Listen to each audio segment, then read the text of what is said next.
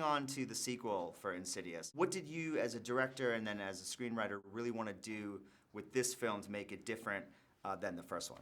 I think, for me, I wanted it to be as scary as the first film, which I knew was a big ask because essentially, horror films are like comedies. You're really being asked to deliver one thing, laughs with the comedy and scares. So we used up a lot of our great set-piece scares that we've been thinking about over the years in the first film. So I knew that was going to be tough. And then on top of that, I wanted it not to be a retread. A lot of, not just horror sequels, but all sequels are just retreads. And we didn't want that, either of us. No, we did not. And I think, we were very mindful of that. And that's what number 2 kind of has a slightly different feel to it compared to the first one.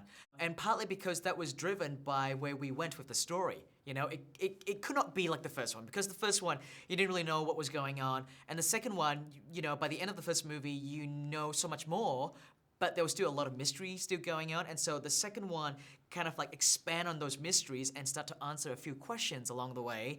And, and I think you kind of need to do something that's a bit different. And I felt like the world that Leigh and I have created in the first movie, The Further, the astral plane, allow us to play with things that we probably couldn't do with as much in another genre per se, and that was what made it exciting for us.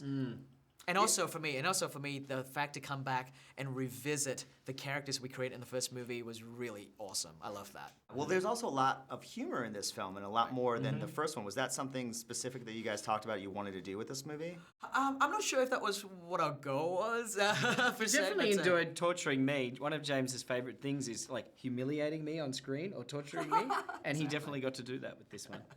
No, I think the first movie, the humor in the first movie kind of came from out of nowhere, and people were sort of a bit sort of disoriented by it, right?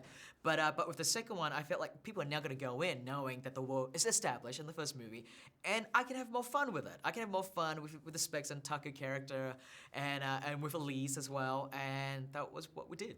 Well, you've made a few films now with Patrick Wilson, The Conjuring, as well as, obviously these 2 movies. As a director, what do you enjoy working with him as an actor? I love Patrick in that, besides being a super cool guy, he's an awesome guy to work with.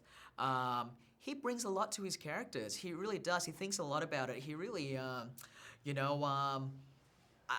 think that's why, in a lot of ways, the reason why my movies work is because, he takes the writing, right?